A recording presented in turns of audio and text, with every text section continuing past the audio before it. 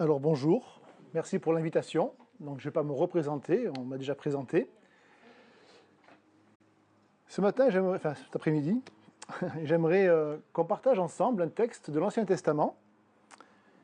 Un texte, une histoire peut-être peu connue, mais qui va vraiment nous parler de ce qu'est la grâce de Dieu. Comment Dieu manifeste sa grâce dans nos vies. Vous savez, moi j'ai eu le privilège d'avoir une grand-mère qui aimait me raconter des histoires de la Bible. C'était son grand plaisir. Et une de ses histoires favorites, c'était l'histoire de Joseph. Elle aimait tellement Joseph. Et chaque fois qu'elle me racontait Joseph, elle pleurait. Bon, moi j'étais encore trop petit pour comprendre tout ça. J'ai pris des chemins, d'autres chemins, etc. Et plus tard, je suis revenu à la foi. Mais quand je repense à ma grand-mère, je garde un souvenir ému de l'amour qu'elle mettait pour nous raconter les histoires de la Bible. Voilà. Alors ce matin, je ne vais pas vous raconter Joseph, je vais vous raconter une histoire qui se passe dans le livre de Samuel, au chapitre 9, dans le deuxième livre de Samuel, au chapitre 9. Et c'est une histoire donc qui parle de David, qui est une figure du Messie. Et voilà ce que dit le texte dans deuxième de Samuel, au chapitre 9. David dit « Reste-t-il encore quelqu'un de la maison de Saül pour que j'agisse avec fidélité envers lui à cause de Jonathan. Il y avait un homme attaché à la maison de Saül, nommé Tsiba, que l'on introduisit auprès de David. Le roi lui dit « Es-tu Tsiba » Il répondit « Oui, pour te servir. » Le roi dit « N'y a-t-il plus personne de la maison de Saül pour que j'agisse envers lui avec la fidélité de Dieu ?» Tsiba répondit au roi « Il y a encore un fils de Jonathan, il est infirme des 2 pieds. » Le roi lui dit « Où est-il » Tsiba répondit au roi, « Il est chez Makir, fils d'Amiel, à Lo-debar. » Le roi David l'envoya chercher chez Makir, fils d'Amiel, à Lo-debar. Méphibosheth, fils de Jonathan, fils de Saül, vint auprès de David et tomba, face contre terre, prosterné. David dit, « Méphibosheth » Il répondit, « Je suis là pour te servir. » David lui dit, « N'aie pas peur, je vais agir avec fidélité envers toi, à cause de Jonathan ton père. Je te rendrai toutes les terres de Saül, ton père, et tu mangeras constamment à ma table. » Il se prosterna et dit, « Que suis-je pour que tu regardes un chien mort tel que moi ?» Le roi appela Tsiba, homme de Saül, et lui dit, « Je donne au fils de ton maître tout ce qui appartenait à Saül et à toute sa maison. Tu cultiveras pour lui les terres, toi, tes fils et tes serviteurs, et tu rentreras les récoltes, afin que le fils de ton maître ait de quoi manger. Et Méphibosheth, fils de ton maître, mangera constamment à ma table. Or Tsiba avait 15 fils et 20 serviteurs. » Tsiba dit au roi, « Je ferai exactement ce que tu m'as ordonné, au roi, mon seigneur. » David dit, « Méphibosheth mangera à ma table comme l'un des fils du roi. » Méphibosheth avait un jeune fils nommé Miché, et tous ceux qui habitaient chez Tsiba étaient au service de Méphibosheth. Méphibosheth habitait à Jérusalem. Il mangeait constamment à la table du roi, il était boiteux des 2 jambes. Alors, pour mettre un petit peu de contexte dans ce qu'on vient de lire, David, après bien des épreuves, règne enfin sur Israël. Il succède à Saül, qui était le premier roi d'Israël. Et là, à ce moment-là où David parle, il est au fait de sa puissance et de sa renommée, il est reconnu comme étant le roi d'Israël. Mais avant de devenir le roi d'Israël, David a dû combattre un géant qui s'appelle Goliath. Il a vaincu ce géant et sa renommée était tellement forte que cela a déplu à Saül et David est devenu malgré lui une menace pour le trône de Saül. Saül était persuadé que David cherchait à le détrôner et donc il a passé sa vie à le pourchasser, à lui compliquer la vie. Et voilà que le comble de malheur pour Saül, Jonathan, le fils de Saül, est devenu le meilleur ami de David. Une amitié telle qu'ils avaient fait alliance et s'étaient jurés mutuellement fidélité. Et donc, c'est en se rappelant cette amitié avec Jonathan que David se pose la question suivante, reste-t-il encore quelqu'un de la maison de Saül pour que je lui fasse du bien à cause de Jonathan? Et effectivement, il reste un fils qui s'appelle Méphibosheth. Et lorsque Méphibosheth avait 5 ans, il était dans les bras de sa nourrice. Et lorsque sa nourrice apprend que son père et son grand-père sont morts au combat, la nourrice lâche Méphibosheth il tombe de toute sa hauteur et se brise les deux jambes. Il est handicapé à vie. Et nous allons voir ensemble 6 choses qui nous parlent de la grâce de Dieu. Comment la grâce de Dieu, elle agit. La première chose que nous explique ce texte, c'est l'amour de David pour Méphibosheth à cause de Jonathan. Et ça nous explique que Dieu nous aime, pas parce que nous sommes des personnes merveilleuses, mais Dieu nous aime à cause de Jésus-Christ. Pourquoi David s'intéresse-t-il à Méphibosheth? Qu'avait-il de particulier? Il était boiteux, cela veut dire qu'il était inutile, il ne servait à rien. Le seul mérite de Méphibosheth, c'était qu'il était fils de Jonathan. C'était son seul mérite. Quel mérite a un prince de naître dans une famille royale? Aucun. Quel mérite as-tu de naître dans une famille chrétienne qui t'enseigne la foi depuis que tu es petit? Aucun mérite. C'est une grâce. Qui peut dire qu'il y ait quelque chose pour sa naissance naturelle? Est-ce que c'est moi qui ai fait rencontrer mes parents? À moins de prendre, je ne sais pas si vous connaissez Retour vers le futur, mais à moins de prendre la voiture du héros et de passer dans le passé, il est impossible que nous puissions faire quoi que ce soit pour notre naissance naturelle. Et la Bible se sert de cette image-là, de notre naissance, pour dire que, comme pour la naissance naturelle, nous n'y sommes pour rien, pour la naissance spirituelle, nous n'y sommes pour rien. Nous n'avons aucun mérite. Si Dieu agit envers nous avec grâce et miséricorde, ce n'est pas parce que nous sommes particulièrement gentils, bons et agréables, c'est parce que Dieu nous a aimés avant la fondation du monde. Nous méritions de mourir et Dieu nous accorde sa grâce. Il nous aime en Christ. Si nous sommes en Christ, nous sommes au bénéfice de ce qu'il nous a acquis par sa parfaite obéissance. C'est ça la grâce de Dieu. Je crois qu'il est à craindre que les chrétiens ont développé une conception de l'amour de Dieu qui est souvent auto-centrée, comme quelque chose que Dieu nous devrait. Puisque Dieu est amour, il devrait nous aimer. Mais la Bible enseigne que Dieu ne nous doit absolument rien. Il ne nous doit pas sa grâce et son amour. C'est une faveur imméritée. La grâce, c'est toujours l'exception, ce n'est pas la règle. La Bible nous dit que tous ont péché, et nous l'avons lu tout à l'heure, et sont privés de la gloire de Dieu. La grâce est toujours l'exception et jamais la règle. La deuxième chose que ce texte nous enseigne, c'est parce que, puisque Dieu nous aime, c'est toujours lui qui prend l'initiative et qui fait le premier pas. David pose la question, où est-il? Où est Méphibosheth? Est-ce que ça vous rappelle un autre « où es-tu » lorsque Dieu cherche Adam dans le jardin d'Éden? Où es-tu? Tout comme Dieu a cherché Adam dans le jardin d'Éden, David va chercher Méphibosheth. De toute façon, Méphibosheth ne pouvait pas venir vers le roi David, ça lui était impossible. La Bible nous dit que l'homme naturel ne reçoit pas les choses de Dieu. Elles sont une folie pour lui.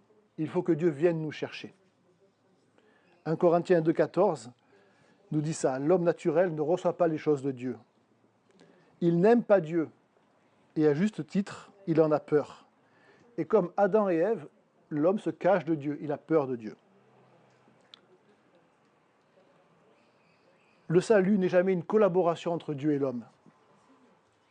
Si nous pouvions apporter quoi que ce soit à Dieu, comme notre foi ou notre repentance, alors nous pourrions nous en vanter. J'ai été plus intelligent que les autres, plus avisé, j'ai mieux compris. Non, tout est par grâce. Personne ne peut se vanter, c'est ce que dit Éphésiens 2, 8, 9, car c'est par la grâce que vous êtes sauvés au moyen de la foi, cela ne vient pas de vous, c'est le don de Dieu. La bonne nouvelle, c'est un Dieu qui descend et qui vient chercher et sauver les perdus. La troisième chose que nous explique ce texte, c'est que nous avons un problème. Nous habitons à Lo-debar. Lo-debar signifie en hébreu « lieu désert » ou « endroit sans pâturage ». Et c'est là que vivait Méphibosheth. Il vivait dans un endroit désert. Imaginez une terre sèche, sans verdure, calcinée, ravagée par un incendie. Il n'y a pas d'herbe, il n'y a rien. Eh bien, c'est ça le contraste entre la vie avec Dieu, qui est une vie abondante, et la vie sans Dieu, qui est une vie sèche, où il n'y a rien. Et Méphibosheth était dans un endroit où il n'y avait rien. Eh bien, c'est là que le Seigneur est venu nous chercher, là où nous étions, là où il n'y avait rien, dans le désert de nos vies. Et le Seigneur est venu nous chercher dans le désert de nos vies, lui qui est la source de vie, qui nous restaure et nous désaltère. La quatrième chose que ce texte enseigne, c'est que Dieu, dans sa grâce, nous libère de la peur et de la culpabilité. Lorsque Méphibosheth se retrouve devant David, il doit avoir peur. Parce que selon la coutume de l'époque, le nouveau roi faisait périr tous ceux qui pouvaient prétendre au trône. Donc Méphibosheth, quand il sait que David le cherche, se dit « ça y est, ma dernière heure est arrivée, je vais mourir ». À cause du péché d'Adam, nous sommes tous par nature des usurpateurs. Nous voulons usurper le trône de Dieu. Il y a toujours dans notre cœur ce désir d'être comme Dieu. Ce désir que nous pensons que nous méritions mieux que notre condition. Mais Dieu, dans sa grâce, nous dit « N'aie pas peur, sois sans crainte, je vais te rétablir ». La cinquième chose que ce texte nous apprend, c'est l'œuvre surabondante de la grâce qui conduit à la reconnaissance. Lorsque David révèle à Méphibosheth pourquoi il est dans sa présence, Méphibosheth fait ce qui doit se faire, c'est-à-dire qu'il se prosterne en signe de profonde reconnaissance. Il était dans la crainte, dans la peur, et voilà que soudainement, il est relevé, il est placé dans une position inespérée. Et les mots qu'il emploie, « je suis un chien mort », manifestent combien Méphibosheth est conscient de son indignité. Il est indigne de la grâce que David lui accorde. Un chien mort sont des termes qui décrivent une créature misérable, méprisable, indigne. Et vous savez, la Bible nous dit que la grâce, elle traîne avec elle un parfum de scandale. La grâce est scandaleuse, elle est choquante. En fait, quand Méphibosheth est revenu à la cour, ça a dû beaucoup parler dans les couloirs du palais royal. Tiens, comment ça se fait que David fait revenir Méphibosheth? Il ne mérite pas de revenir. Et pourtant, la grâce, elle fonctionne pour ceux qui sont petits, faibles et misérables. Méphibosheth est estomaqué. Il se prosterne devant David. Parce qu'il est conscient de la grâce qu'il lui a accordée. Mais imaginons qu'il ne soit pas conscient de la grâce qu'il lui a accordée. Il pourrait dire, eh bien dis donc, il en a mis du temps David, avant de venir me chercher. Il ne sait pas qui je suis? Je suis Méphibosheth, le fils de Jonathan, le petit-fils de Saül. C'est moi le roi d'Israël. C'est moi le vrai roi. Le trône m'appartient. De même, lorsque la grâce nous est accordée, nous ne jouons pas au fanfaron. Nous ne disons pas que nous méritons ce que Dieu nous accorde. Nous reconnaissons que nous ne méritions rien. La grâce traîne avec elle un parfum de scandale. Et si nous ne sommes plus choqués par la grâce, si nous ne sommes plus émerveillés par la grâce de Dieu, peut-être que nous n'avons pas conscience de l'endroit où nous étions avant que Dieu vienne nous chercher.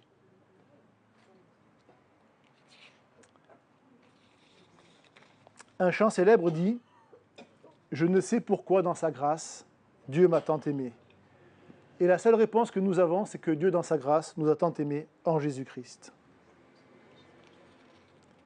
Quel impact a la grâce de Dieu sur toi, sur ta vie?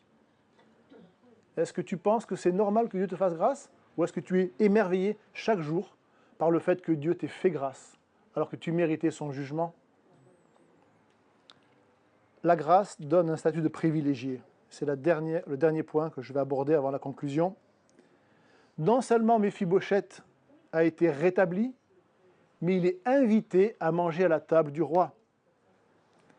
Et là, l'image, elle est parlante. Imaginez, à la table du roi, il y a peut-être Joab, il y a les fils de David, entre autres Absalom, donc la Bible dit qu'il était très beau. Et donc Méphibosheth, cet infirme, va manger avec des guerriers, avec des hommes en pleine forme, en plein pouvoir de leurs moyens. Et voilà ce que David dit à Méphibosheth, ce qu'il aurait pu lui dire. Méphibosheth, tu étais à Lo-debar, tu étais loin de la face de la cour. Ton héritage était la honte, l'ignominie. Mais je suis un roi plein de grâce et de bonté. Et parce que tu es aimé à cause de Jonathan, je suis heureux que tu sois assis avec moi à ma table et que tu puisses recevoir les honneurs qu'aurait dû recevoir ton père, car j'aimais Jonathan.